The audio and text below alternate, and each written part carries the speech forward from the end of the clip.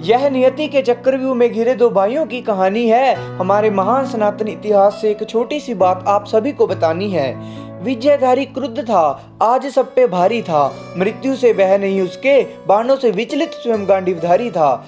अस्त्रधारियों में श्रेष्ठ जब दो पार्थ टकराएंगे, उनका युद्ध देखने हर एक देवता कुरुक्षेत्र की भूमि पर आएंगे। गांडीव संधान को देख कौरव सेना थी कांप गई। गांडीव संधान को देख कौरव सेना थी कांप गई, लेकिन फिर कर्ण के बाहुबल को पांडव सेना थी जान गई। अस्त्रों से शस्त्र टकराएंगे, न जाने क्या परिणाम आएगा। अस्त्रों से शस्त्र टकराएंगे, न जाने क्या परिणाम आएगा। देवराज को बस यही थी चिंता कि क्या यह युद्ध संसार का विनाश लाएगा। राधे की शक्ति से हिला पूरा सम्रांगण था। राधे की शक्ति से हिला पूरा सम्रांगण था। फिर अर्जुन का कुरुक्षेत्र की भूमि पर पुनः आगमन था। स्वयं नारायण के शत्रु को लिए चल रहे थे।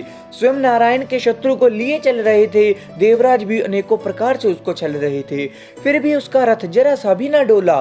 फिर भी उसका रथ जरा सा भी ना डोला। अर्जुन वध होगा, ऐसा उसने बोला था। दोनों ने एक दूसरे पर बाण चलाया, फिर भी उसका आया न कोई निष्कर्ष था। फिर भी प्रतिज्ञा पूर्ति हेतु अर्जुन युद्ध करने को विवश था। माधव ने भी मान लिया अर्जुन मुझसे ना जीत पाएगा। माधव ने भी मान लिया अर्जुन तुझसे ना जीत पाएगा, और अगर अपनी प्रतिज्ञा पूरी ना कर पाया तो अपने प्राण यहीं त्याग जाएगा। फिर मेरे सामर्थ्य को केशव ने था सम्मान दिया। फिर मेरे सामर्थ्य को केशव ने था सम्मान दिया, और अर्जुन को सुदर्शन चलाने का मान दिया।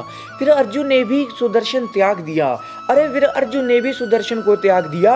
ऐसा करके उसने अपने शौर्य का प्रमाण दिया। फिर सर्पमुखी बाण जब मेरे हाथ में आया था। फिर सर्पमुखी बाण जब मेरे हाथ में आया था, देवराज ने तो मान लिया कि अर्जुन का काल आया था। वह माधव की ही लीला थी जो अर्जुन मुझसे बच गया। वह माधव की ही लीला थी जो अर्जुन मुझसे बच गया। देवराज भी प्रसन्न हुए, वरना उन्होंने तो मान ही लिया था कि अर्जुन तो आज मर गया। ब्रह्मास्त्र को साधारण बाणों से हुआ विफल देख चौंका गांडीवधारी था। ब्रह्मास्त्र को साधारण बाणों से विफल हुआ देख चौंका गांडीवधारी था। आज उसके दिव्य अस्त्रों पर भी राधे का पराक्रम भारी था। रथ का चक्र भी तभी धस गया, अब ना कोई शस्त्र भी शेष बच गया। बस देना था अपने युद्ध कौशल का प्रमाण, इसलिए अर्जुन को कहा करो क्षत्रिय धर्म का सम्मान।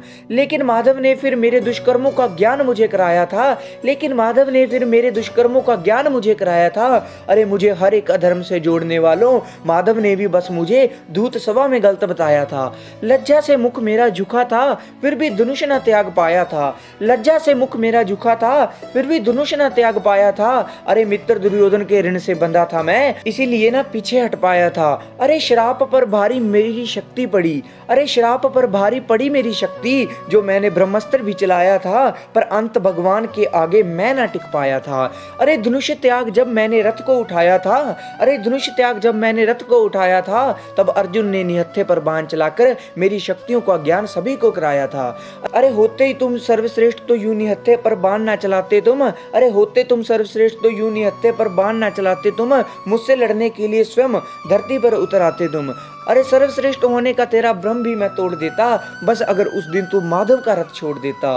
उन हीरे जैसे योद्धाओं के बीच वो कोहिनूर था।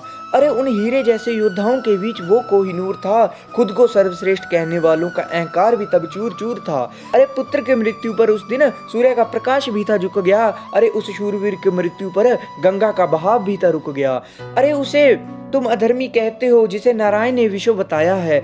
उसे तुम अधर्मी कहते हो जिसे नारायण ने विश्व बताया है। माधव की भी ना बात करो तो स्वयं महादेव के मुख से वह नरश्रेष्ठ कहलाया है। अधर्म के खिलाफ शस्त्र उठाने वाला हर अर्जुन गीता ज्ञान पाएगा। अधर्म के खिलाफ शस्त्र उठाने वाला हर एक अर्जुन गीता ज्ञान पाएगा, और मित्रता के लिए जो नारायण से टकरा जाए वो शूरवीर कर्ण कहलाएगा। वो शूरवीर कर्ण कहलाएगा। वो शूरवीर कर्ण कहलाएगा।